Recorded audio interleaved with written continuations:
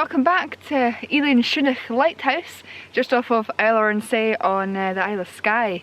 And it's still night one here. If you didn't see my last video about me sort of touring around the island, speaking about calmness, getting away from it all and the remoteness and beautifulness, these words don't make much sense, but the beautiful feelings of being in isolation and away in places like this, immersing yourself in nature, then check it out.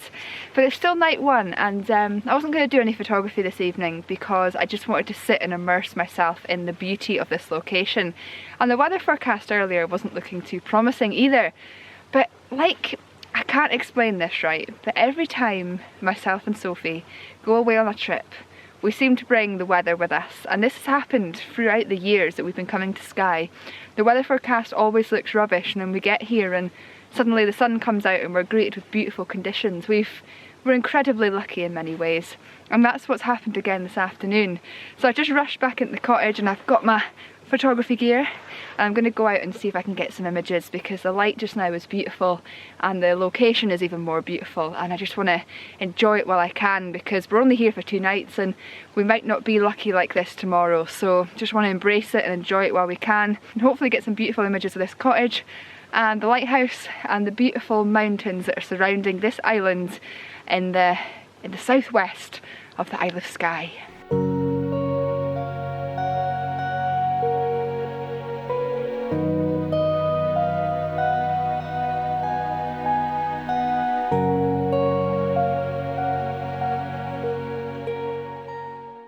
You know, sometimes you can have this really good photographic idea in your mind, and one thing I'm trying to do here was there's some sort of man-made paths here, I imagine, that people have been walking through that have created a sort of natural leading line into the lighthouse, and I was trying to use that as a leading line to add interest into a portrait image, but it's just not working the way I want it to, because although we've got these natural leading lines, we've not got anything like rocks or flowers or interesting foreground to really make the image pop and look interesting. So image one of this evening, my first evening on the island, hasn't really gone to plan. But the thing is, when you first arrive somewhere new, you don't know what photographic opportunities are going to present themselves to you.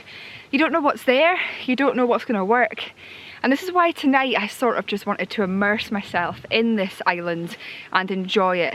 But you also, as I'm sure you will know, you also have to try and utilise the light when you have it. And now that we're sort of heading towards sunset, we're getting beautiful light casting over the land. We're not quite at that golden light yet, but we're getting there.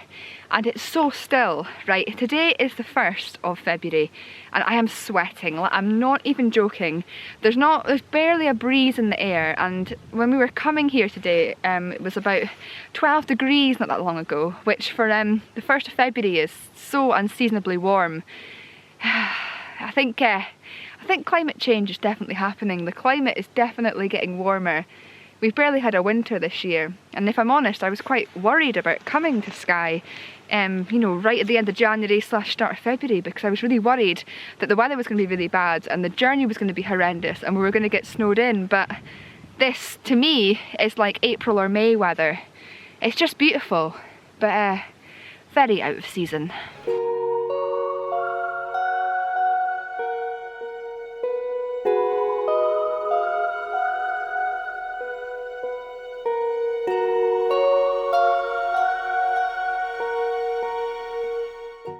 I'm really looking forward to trying to get a good image of this lighthouse tonight at sunset, which we're starting to hit golden hour now. And of course I want that immensely. Like, I would love to get that. It would be a great image for my portfolio, or not just my portfolio, but my collection of images of the beautiful lighthouses around Scotland.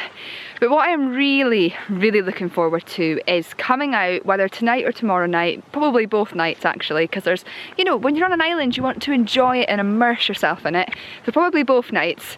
What I'm really looking forward to doing is capturing the lighthouse when the light begins to blink at twilight. And we've got some nice blue hues in the sky, with the light casting over the land and just having that beautiful beam going out to sea. That's one thing Although I've photographed quite a lot of lighthouses in the past few years, that's one thing I've yet to do, is photograph one at twilight or after dark with the lights beaming out to sea, which is going to be a little bit difficult here because we're right on the edge of the peninsula, and I'm not sure what way the light beams out to sea, but it's going to be exciting nevertheless, and I'm sure even if I'm standing at the cottage side that we're still going to get some light. So that's my mission this evening and tomorrow night, but let's get back to the mission right now. I'm just trying to get a decent photograph of this as the sun sets behind me over the mainland of the Isle of Skye over here. I don't know where the best of the light is going to be, but we've pretty much got 360 views of this island. There's obviously a few clumps here, but once you get past that, you know, we've got this whole island to explore. We've got beautiful compositions at every single angle. It's a stunning place for photography, I have to say. Absolutely stunning.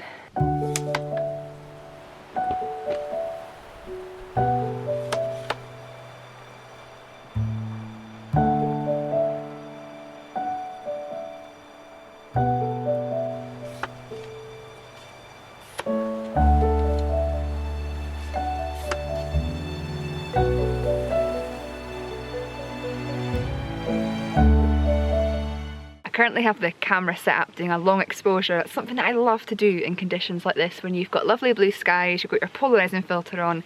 I love to put a 10-stop filter on as well to get that movement in the clouds. Although there's not too much movement going on just now because it is so still, but I'm wanting to see how that turns out because I got some really interesting images of Tarbert Lighthouse in Easter Ross last year doing this same technique, so fingers crossed it turns out okay. But while that image has been taken, I just wanted to say what I've just been doing. So one thing that I like to teach in my photography is the fact that changing the level of your tripod can completely transform your images. Now where I am just now, I've got these two walls at either side. This one's a lot, well not a lot, but quite a bit shorter than the one on this side, but they're acting as a great leading line and a focus point leading into the lighthouse that's towering up above. So what I've been doing is I shot my tripod, I had my tripod up, should I say, at eye level, took a few photos, and then I've lowered it right down to the floor, and the lowest sort of setting it can go. And I'm taking photographs from there too. And what that's allowing me to do is just change the angle of my image, change the composition slightly, and also create a slightly different view. So when I had it up at eye level, it was allowing me to see some of these mountains in the distance, and it was allowing me to get some photographs with more of the scene behind the lighthouse, but it wasn't showing off the scale of it. So by dropping my tripod down low to the ground, although a lot of the scene behind the lighthouse was then missing, it was allowing me to show the scale of the lighthouse, which added a little bit of different feel to it. And what I suggest to you here is this idea that just changing that and deciding what to keep in and what to put out of your images and experimenting with the different heights of your tripod, it can allow you in many ways to tell a completely different story with your image. And I'm going to put both of my images up just now to show you the difference in height in the tripod, the difference in the images, and how that's just created a slightly different feel, a different story in those images that I've just shot.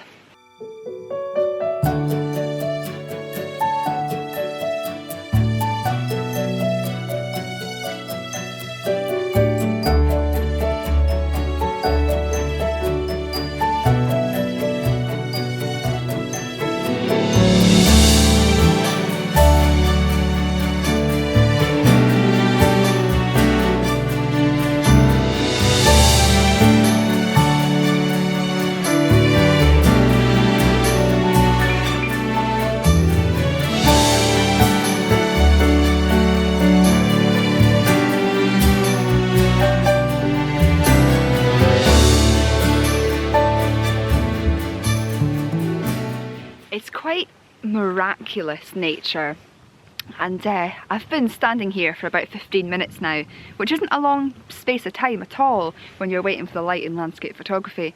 But I've been standing at this exact spot photographing the lighthouse for about 15 minutes, and in that time the moon rose by the side of the lighthouse was being framed very nicely in the corner of my image, and within a few minutes it's now gone much higher in the sky and it's no longer in my image, which just shows sometimes how quickly conditions and nature can change around you, and sometimes how quick of a window you have to get an image before something moves or changes.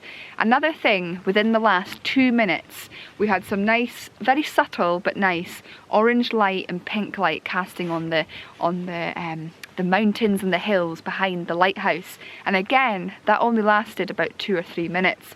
Very short window of time to get that image. I think I've learnt a lot actually from being on this island in this spot tonight, and that's sometimes that idea of patience. And when I do talks actually at camera clubs, I speak a lot about the art of patience in landscape photography, and tonight has really proven that in many ways. You know, just standing at the same spot, even if it is only for 15 minutes, standing at the same spot, adjusting my angle to what I'm shooting, watching the moon as it rises and disappears out of my field of vision, and watching the light casting over the mountains and the hills behind the lighthouse. If you don't stay and watch the light change and immerse yourself in it, you know, often we leave a location too early or we give up too early. And I'm just glad tonight that I tried to get an image, because I'm actually pretty happy with it. And I feel like the images I've taken can also teach you guys something as well in photography. And it also reiterates the beauty of the West Coast and how fast but how magnificent the light is here, and the many opportunities that present themselves to you, even if you are just stood in one position looking at a lighthouse and just watching the clouds and the light change behind it. It's so beautiful.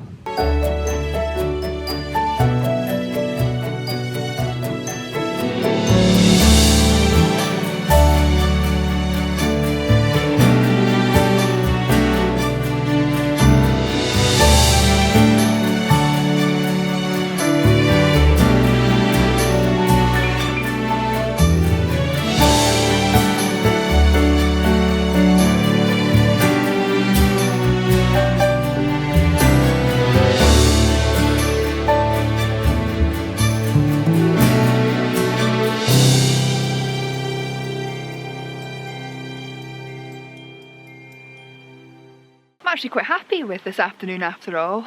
I think I got a few images that I'm reasonably happy with. Although they're quite similar, it sort of made me allow me, should I say, to teach you guys one or two things. And of course it allowed me to get that signature selfie of me with a lighthouse for my lighthouse project and collection. So it's not even the end of day one, and I'm already really happy with my time on this island. I'm going to go and grab a bite to eat and head out again at twilight to hopefully photograph the lighthouse with the light blinking, try and get creative and just make the most of this nice, calm, peaceful afternoon here on the Isle of Skye. Because as I say, you never know what tomorrow holds. The weather could be rubbish tomorrow, so got to make the most of it while I'm here. This is such a stunning place though, and I can't wait to share some more of my adventures on this small but beautiful island with you all again next time. As always, I want to say a huge thank you for watching. It's great to get out and do some photography vlogging again.